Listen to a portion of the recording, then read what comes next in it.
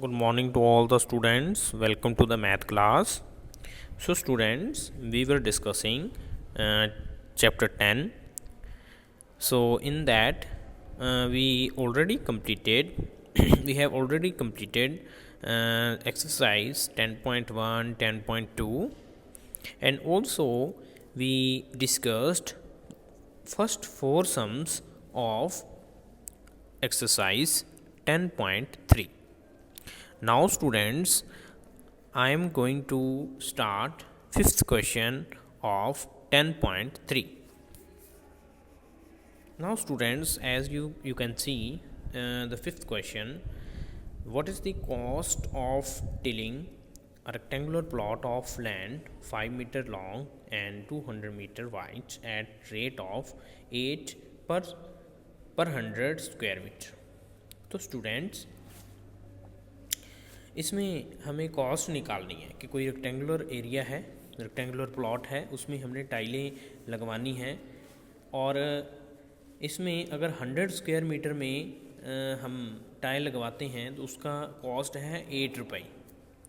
तो 8 रुपीज़ हैं। और अगर अपने टोटल प्लॉट में if we want to tiling in whole plot, rectangular plot, then what will be the cost? So you can easily calculate. First in this you have to calculate the area. तो आपको पता है बेटा area किसके equal होता है? तो यहाँ पे जैसे लिखा हुआ है एरिया का फॉर्मूला, ये आपको याद होना चाहिए। Area is equal to length into breadth. उसके बाद स्टूडेंट्स, आपने लेंथ की वैल्यू भर दी 500, ब्रेड्थ की भर दी 200, मल्टीप्लाई करके आपका कितना आ गया? सो ये आपका जो है 1 लाख जो है आंसर आता है 1 लाख मीटर स्क्वायर। अब बच्चों यहाँ पे कॉस्ट ऑफ टाइलिंग निकालनी है हमने टोटल एरिया। तो टोटल एरिया कितना है हमारा? 1 लाख मीटर स्क्वायर। तो 1 लाख मीटर स्क्वायर में कितना हमारा जो कॉस्ट आएगा उसको हम 8 से मल्टीप्लाई कर देंगे बेटा। जो एरिया हमने निकाला है उसको हम 8 से मल्टीप्लाई कर देंगे तो हमारा जो है वो आंसर आ जाएगा। तो इस तरीके से हमने 8 से मल्टीप्लाई प्लस कितने से डिवाइड किया है? 100 से। तो 100 से डिवाइड कर देंगे तो ये जो है हमारे पास 8000 रुपीज़ जो है कॉस्ट जो है हमारे पास आएगी for tiling the rectangular plot. उसके बाद स्टूडेंट्स 6th क्वेश्चन में भी आपने एरिया निकालना है। इसमें लेंथ और ब्रेड्थ जो है मिली हुई है आपको।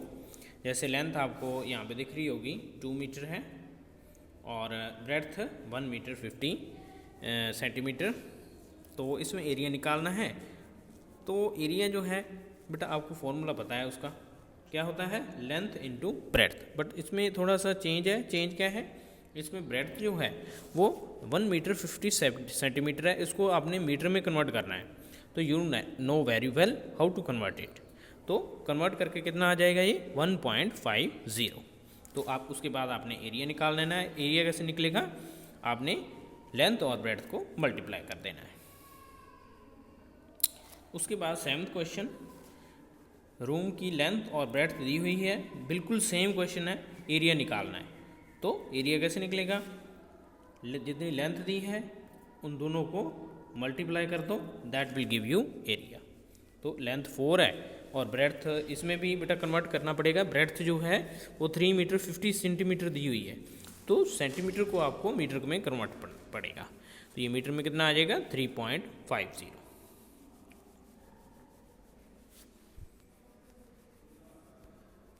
सिमिलरली यहाँ पे जो 8th क्वेश्चन है इसमें भी फ्लोर है। फ्लोर है, उसकी लेंथ दे रखी है, length is 5 metre and width is 4 metre. उसमें a square carpet of sides 3 metre is laid on the floor. तो हमने कारपेट बिछाने हैं, पूरे के पूरे फ्लोर के ऊपर कारपेट बिछाने हैं। और कारपेट जो है उसका साइज़ क्या है? तो क्योंकि वो स्क्वायर है तो स्क्वायर की जो ऑल साइड्स हैं वो इक्वल होती हैं। सो दैट्स वाई उन्होंने एक ही साइड दी, वो साइड है 3 मीटर। तो 3 मीटर की कारपेट है। तो एरिया ढूंढना है हमने, find the area of the floor that is not carpeted, जो कारपेटेड नहीं हो पाएगा वो एरिया निकालना है। तो कैसे निकालेंगे? सबसे पहले तो हम एरिया निकालेंगे कारपेट का। कारपेट का एरिया कितना है, कैसे निकालेंगे, क्योंकि वो स्क्वायर है तो स्क्वायर का फॉर्मूला लगा लेंगे। तो यहाँ पे जैसे आप देख सकते हो एरिया ऑफ कारपेट, तो स्क्वायर का फॉर्मूला क्या होता है, साइड इंटू साइड। तो साइड कितनी है 3 metre, so it will be 3 into 3 that is 9 metre square. और एरिया ऑफ फ्लोर कितना है, फ्लोर का एरिया कैसे निकालेंगे, floor is rectangular so multiply length into breadth. तो लेंथ कितनी है 5, ब्रेड्थ कितनी है 4, सो 5 इंटू 4 20। तो दोनों का एरिया निकाल लिया। अब area of floor that is not carpeted वो कैसे निकालेंगे, टोटल फ्लोर के एरिया से अगर हम कारपेट के एरिया को निकाल देंगे तो वो बचा हुआ एरिया निकल आएगा। So we do in the similar manner and we subtract 20 from the 9, so we get 11।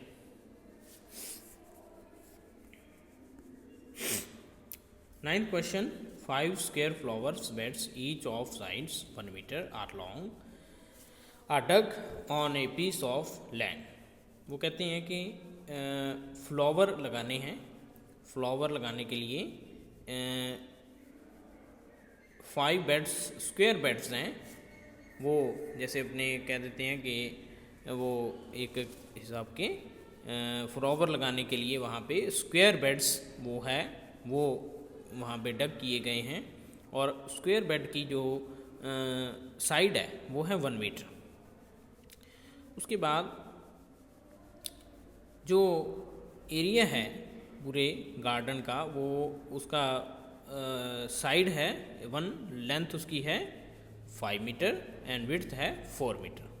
What is the area of the remaining part of the land. तो इसमें क्या करना है बेटा, इसमें जैसे मैं आपको बताता हूँ, जैसे ये फुल एरिया है, ये फुल एक प्लॉट है, ठीक है। इसमें हमने 5 ऐसे स्क्वायर, ऐसे स्क्वायर, ये तो स्क्वायर नहीं बन रहे लेकिन स्क्वायर है वो, 5 ऐसे करके स्क्वायर खड्डे हमने वहाँ पे खोद दिए। तो बेटा इनकी जो इसकी स्क्वायर की साइड जो है वो है 1 मीटर, ठीक है। और ये टोटल एरिया जो है प्लॉट का वो इसकी लेंथ है 5 मीटर और इसकी जो ये वाली ब्रेड्थ है वो है यहाँ पे लिखा हुआ है 4 मीटर, ठीक है, ये दिया हुआ है। अब वो कहते हैं कि ये 5 खड्डे हमने खोद दिए, उसके बाद कितना एरिया जो है वो प्लॉट का बच जाएगा। तो वो कैसे निकालेंगे, हम क्या है पांचों का एरिया निकालेंगे। पांचों का एरिया कैसे निकलेगा, पहले तो हम एक का निकाल देंगे, है ना। एक फ्लावर बेड का एरिया कैसे निकलेगा कि इसकी साइड 1 है, ठीक है, और इसकी शेप है स्क्वायर। तो स्क्वायर का एरिया कैसे निकालते हैं, साइड इंटू साइड। तो इसकी साइड 1 है तो 1 इंटू 1 एरिया आ गया। उसके बाद ये 5 है, तो 5 है तो बच्चों 5 का एरिया कितना होगा, इसको 5 से मल्टीप्लाई कर देंगे। तो ऐसे पहला एरिया निकाल दिया, एरिया कितना आया 1 मीटर स्क्वायर। उसके बाद 5 का कैसे आएगा 1 इंटू 5 मीटर स्क्वायर। उसके बाद एरिया ऑफ लैंड कितना है, पूरा प्लॉट का एरिया कितना है 5 इंटू 4। तो इस तरीके से रिमेनिंग एरिया निकल जाएगा। तो 20 - 5 15 इज द रिमेनिंग एरिया। उसके बाद बच्चों 10th क्वेश्चन है। 10th क्वेश्चन में अगर आप देखोगे by splitting the following figures into rectangles find their areas. तो इसमें हमने जो है इनको the figures to be converted into rectangles, इनको हमने रेक्टेंगल्स में बनाना है। तो जैसे हमने ये फिगर देखी है ना, ये वाली ए, इसको हम रेक्टेंगल में बना रहे हैं। तो देखो ये हमने इसके रेक्टेंगल बना दिए। इस फिगर के ध्यान से देखो, इस फिगर के हमने स्क्वायर रेक्टेंगल बनाए हैं इसके यहाँ पे, ये यहाँ पे, ठीक है। तो कैसे बनाए हैं ये देखो, अगर आप देख सकते हो तो ये हमारे पास अलग अलग कलर के रेक्टेंगल उसी फिगर से बनाए हैं हमने।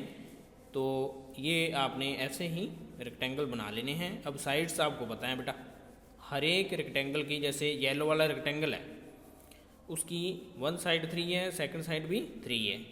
अगर आप ऑरेंज की देखोगे तो ऑरेंज में आपकी लेंथ है 2 मीटर और ब्रेड्थ है 1 मीटर। ऐसे ही ग्रे वाले का है बेटा, ग्रे में 3 मीटर लेंथ है, 2 मीटर विड्थ है।